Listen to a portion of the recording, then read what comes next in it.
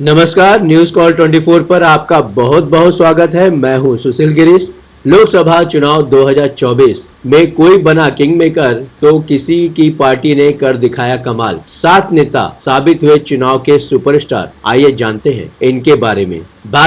भारतीय राजनीति के कई खिलाड़ियों के लिए लोकसभा चुनाव सर्वाइवल की जंग हो रही थी, लेकिन अपने सतत संघर्ष की बदौलत कई रणबांकुरों ने मंजिल पा ली है। अखिलेश यादव से लेकर उद्धव ठाकरे तक सभी के मामले में रवायत मिलती जुलती ही है। 2024 का लोकसभा चुनाव अभूतपूर्व प्रचार अभियान और नेताओं के शानदार रणनीतियों के लिए याद किया जाएगा। कई नेताओं और उनकी पार्टियों के प्रदर्शन की उम्मीद विशेषज्ञ काफी पहले से जता रहे थे, लेकिन उन नेताओं ने सबको चौंका दिया जिन्हें चुनाव विशेषज्ञों ने महत्व ही नहीं दिया या उतना महत्व नहीं दिया जितना उन्होंने नतीजे प्राप्त किए। आइए नजर डालते हैं ऐसे ही कुछ नेताओं पर जो अपने कमाल के प्रदर्शन से आगामी लोकसभा का सीन बदलने जा रहे हैं। सबसे पहला नाम आता है अखिलेश यादव का। एक बार फिर साबित हो गया कि डिंपल यादव की हार के बाद अखिलेश यादव जब मैदान में उतरते हैं तो बड़ी जीत हासिल करते हैं। 2009 में डिंपल यादव को पहली बार फिरोजाबाद लोकसभा सीट पर उपचुनाव में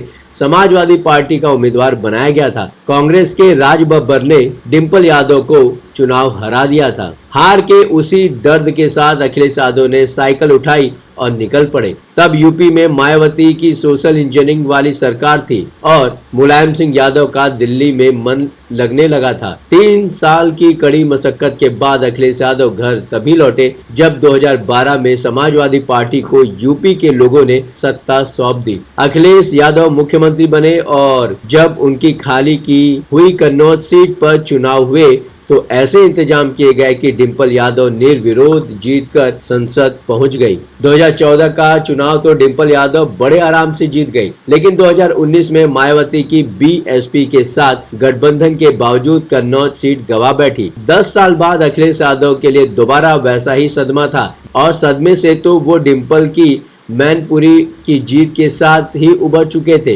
लेकिन बीजेपी से बदला अब जाकर पूरा हुआ है। करो या मरो, अखिलेश यादव ने यूं ही नहीं कहा था। 2017 और 2022 ही नहीं, 2014 और 2019 में 5-5 सीटें ही मिली थी जिससे डिंपल यादव बाहर थी। मायावती के गठबंधन तोड़ लेने और कांग्रेस के साथ एक बार गठबंधन फेल हो जाने के बाद भी राहुल गांधी के साथ चुनावी समझौता किया। कोविड के दौरान अखिलेश यादव पर घर से नहीं निकलने तक के आरोप लग रहे थे। लोकसभा चुनाव को लेकर भी कहा जा रहा था कि बहुत देर से जगे हैं। सामने देश की सबसे ताकतवर पार्टी बीजेपी से लड़ाई थी। एक बार मोदी और योगी दोनों से 2-2 हाथ करने थे, लेकिन अखिलेश यादव ने डट कर मुकाबला किया और राम मंदिर के निर्माण और उद्घाटन से बीजेपी के पक्ष में बने माहौल में संघर्ष किया और फैजाबाद की सीट पर भी काबिज होते लग रहे हैं। अखिलेश यादव का पीडीए तो ऐसा अचूक हथियार साबित हुआ कि लग रहा है बीजेपी संघर्ष करने वाली है।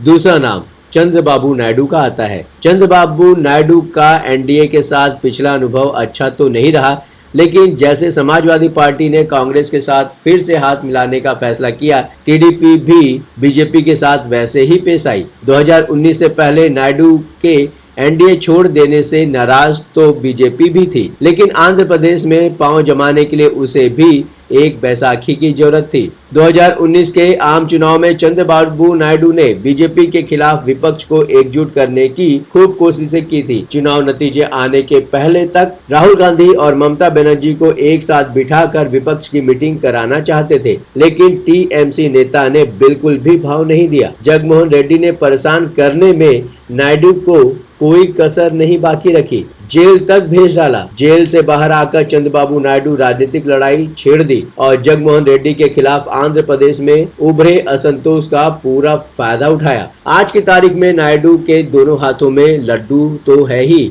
सिर भी कड़ाही में है। सूबे में सत्ता तो मिली, लोकसभा की इतनी सीटें मिली है कि एनडीए छोड़ना नहीं चाहता और इंडिया ब्लॉक भी चारा डालने की कोशिश में है। खोई हुई जमीन पर काबिज होने के साथ साथ किंग मेकर बनकर उभरे हैं चंद्रबाबू नायडू। चंद्रबाबू नायडू ने जगनमोहन रेड्डी को सत्ता से तो बेदखल किया ही है, आंध्र प्रदेश की 16 सीटों पर बढ़त बनाने के साथ ही वाईएसआरसीपी को 4 सीटों पर समेट दिया है। तीसरा नाम आता है उद्धव ठाकरे का। उद्धव ठाकरे ने अखिलेश यादव की तरह करो या मरो जैसी बात भले न कही हो, लेकिन उनकी स्थिति तो और भी बुरी हो गई थी। बीजेपी से दुश्मनी लेकर महाराष्ट्र के मुख्यमंत्री तो बन गए थे, लेकिन एक दिन एक झटके में बदले की आग में धधकती बीजेपी ने ही पैरों तले जमीन ही खींच डाली। एकनाथ शिंदे की बगावत के चलते पार्टी से भी पैदल हो गए। चुनाव आयोग ने भी एकनाथ शिंदे को ही शिवसेना का असली नेता बना दिया और बीजेपी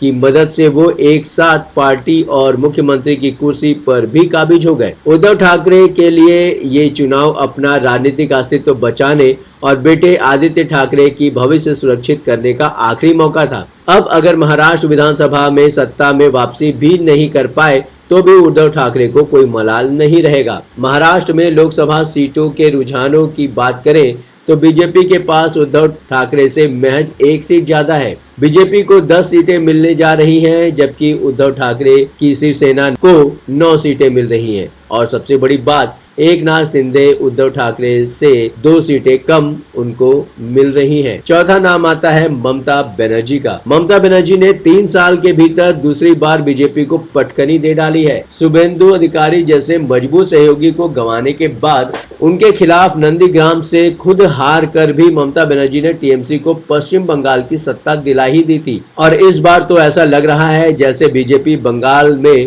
टीएमसी को तहस नहस कर डालेगी, लेकिन ममता ने ऐसा होने नहीं दिया। एक बार तो लगा कि इंडिया गठबंधन से दूरी बनाकर ममता बनर्जी ने ठीक नहीं किया, लेकिन जीत तो हर बात का जवाब होती है। ममता बनर्जी ने पश्चिम बंगाल की 29 लोकसभा सीटों पर बढ़त बनाकर सभी सवालों का जवाब दे दिया है। बीजेपी का 12 सीटों पर सिमटते जाना तो तृणमूल कांग्रेस के लिए बोनस ही है। 5वां नाम आता है नीतीश कुमार का। नीतीश कुमार तो सबसे बड़े खिलाड़ी बनकर उभरे हैं। ढलती उम्र और घटती लोकप्रियता के बावजूद नीतीश कुमार ने अपनी पलटू स्किल का भरपूर इस्तेमाल किया है और मुख्यमंत्री की कुर्सी पर काबिज रहते हुए भी लोकसभा चुनाव में बीजेपी को पछाड़कर बदला ले लिया है। 2020 के विधानसभा चुनाव में बीजेपी ने चिराग पासवान की मदद से नीतीश कुमार को सबसे कम सीटों पर समेट दिया था। अरुणाचल प्रदेश के 6 विधायकों पर भी हाथ साफ कर दिया था। मौका देखकर अगस्त 2022 में लालू यादव के साथ चले गए नीतीश कुमार ने इंडिया गठबंधन बनाया,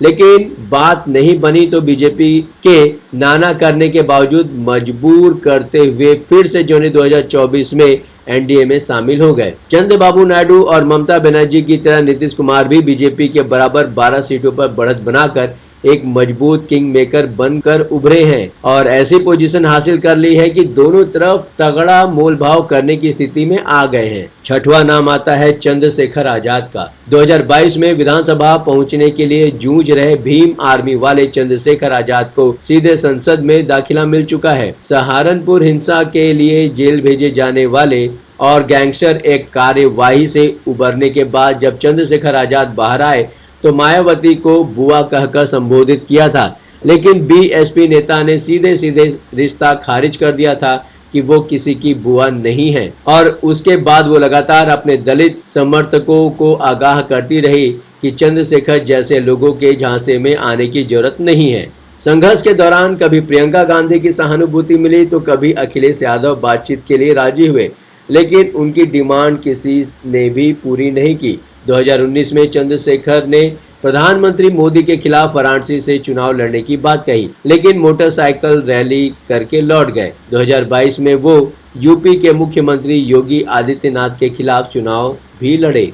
यूपी में उपचुनाव के दौरान वो आरएलडी नेता जयंत चौधरी के साथ साथ लगे रहे और राजस्थान में भी उनके साथ जमीन तलाशते रहे। जयंत चौधरी का बीजेपी के साथ चले जाना चंद्रशेखर के लिए बहुत अच्छा रहा। केंद्र सरकार की तरफ से उनको सुरक्षा तो मिली ही, ऐसी परिस्थितियां बनी कि नगीना लोकसभा सीट पर चुनाव लड़ने का रास्ता साफ हो सका और करीब 1.5 लाख वोटों के अंतर से जीत भी हासिल कर ली है। 7वां नाम आता है प्रियंका गांधी वाड्रा का। अव्वल तो राहुल गांधी ने भी लोकसभा चुनाव में अच्छा प्रदर्शन किया है, लेकिन उनकी बहन प्रियंका गांधी वाड्रा उनसे 2 कदम आगे नजर आ रही है। बेशक राहुल गांधी रायबरेली और वायनाड दोनों जगह से चुनाव जीत गए हैं, लेकिन अमेठी का बदला तो प्रियंका गांधी ने ले ही लिया है। 2019 के आम चुनाव से पहले प्रियंका गांधी को कांग्रेस में औपचारिक तौर पर महासचिव बनाया गया था और पूर्वी उत्तर प्रदेश का जिम्मा भी 2022 के यूपी चुनाव में प्रियंका गांधी ने कांग्रेस का भी नेतृत्व किया, लेकिन हिस्से में हार आई। रायबरेली की सीट कांग्रेस ने बचा लेने और अमेठी फिर से हासिल कर लेने का क्रेडिट तो प्रियंका गांधी को ही मिलेगा और ये चीज उनको लोकसभा चुनाव 2024 में स्टार परफॉर्मर बनाती है। आप अपनी राय हमें कमेंट के माध्यम से भेज सकते हैं। अभी तक आपने हमारे इस चैनल को सब्सक्राइब नहीं किया है तो कृपया इस चैनल को सब्सक्राइब करें, फॉलो करें और नोटिफिकेशन में जाकर ऑल का ऑप्शन दबाना बिल्कुल भी न भूलें। नमस्कार।